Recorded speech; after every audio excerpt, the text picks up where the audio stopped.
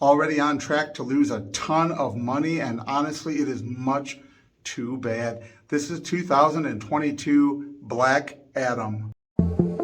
A lot of the critics and YouTubers that I listened to gave it mediocre at best reviews, but the things they said about it gave away to me that I thought I would like it. I've watched it twice in the last day. I love Black Adam. Now at first, the first time watching it, I felt like the opening narration was way too long. I really would have rather had a half hour more of the movie and a shorter narration. But then, when you get to the climax and the great reveals of the later plot, you realize they couldn't show us all that because we had to be surprised by the things we thought we saw during the narration. Turning the traditional Captain Marvel, aka Shazam, villain into an anti-hero seemed a little odd, but it really worked well, and for this version of it cinematically, wow, they did an amazing job of retconning it with sincerity and emotional connection. They also did a really good job of keeping it from being woke. Like, I didn't hear any weird buzzwords in it. Sure, there's oppression and sort of colonization, but it's an international mercenary group that's exploiting these people. And they actually are a ethnically diverse terrorist organization. The Intergang have people of various languages and from various places. And so dealing with the real theme of people being exploited for their resources without giving us any weird sermons or lectures or buzzwords, I thought it went really well. Now, here's something huge for me that happened with The Suicide Squad. The Suicide Squad gave us characters like Javelin as my go-to example. I never thought I'd see a live-action movie version of Javelin. Unashamedly being a comic book movie and throwing all sorts of characters up there, whether you ever heard of them or not, without the necessity to build a cinematic universe to give you all of their origin stories. It went really well. And they do this very same thing with Black Adam. I have no idea what was going on with these characters, but they were all great. Cyclone, at least an older version of her, was seen in Kingdom Come, the epic comic book story, as an ally of Superman. Atom Smasher, who used to be Nuklon for a while because he had a dumb name, went back to the vintage costume. They referenced that it's vintage, and now taking the place of his uncle, he's Atom Smasher again. Cyclone references the crazy guy that put the nanoprobes in her, which would be Dr. T. O'Mara, who also built the Red Tornado. There's all these cool connections to the overall mythology of the comics without spending 15 hours of a cinematic universe explaining it all to us. We're given enough to be able to follow the plot at hand, and comic book fans who know this stuff get that extra boost of knowing what they're referencing. I often thought I would never see Dr. Fate on the big screen. After Marvel beat them to the punch with Doctor Strange, who was more than 20 years after Dr. Fate for DC, Marvel came up with Doctor Strange, but they beat him to the big screen, and so I thought they won't do that.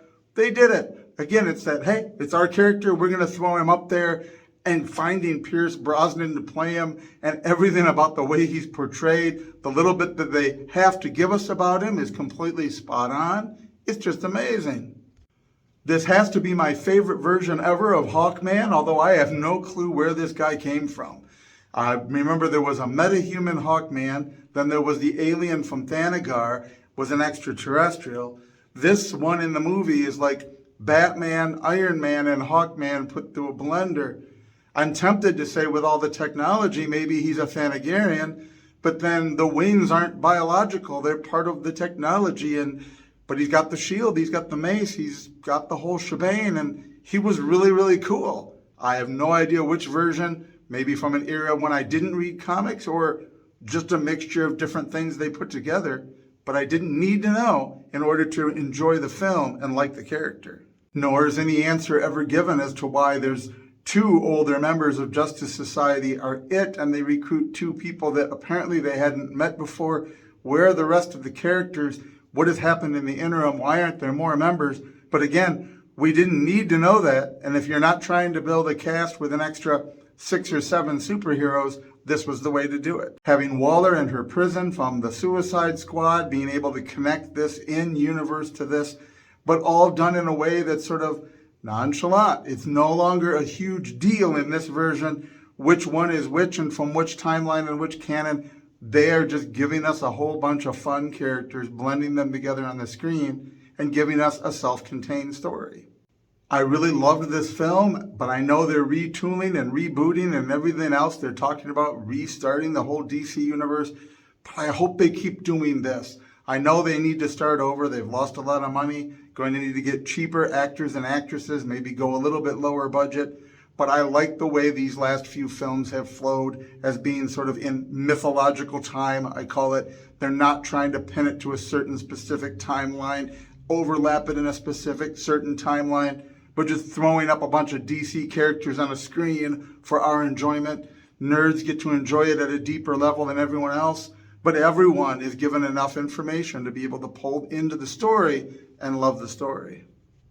In the long run, things like what Marvel did, building this constant storyline to a huge cosmic consequentiality, and then what do you do after that? How do you get back to making movies that are just about Superman or just about Batman or just about Spider-Man? How do you get from the cosmic back down to the small? You're better off to do individual stories that focus on a few people here and there within the universe and try to get it back to some sort of manageability. And even though we get Superman at the end encountering Black Adam, and of course Black Adam has been earth-shattering, his emergence because of the extreme level of power, it would be nice to get back to more specific storylines, more limited in their scope. In the end, all I can say is that I just really, really loved this movie the way that I loved The Suicide Squad. I think they're on a trend to do some really fun and interesting stuff. I just hope it sticks.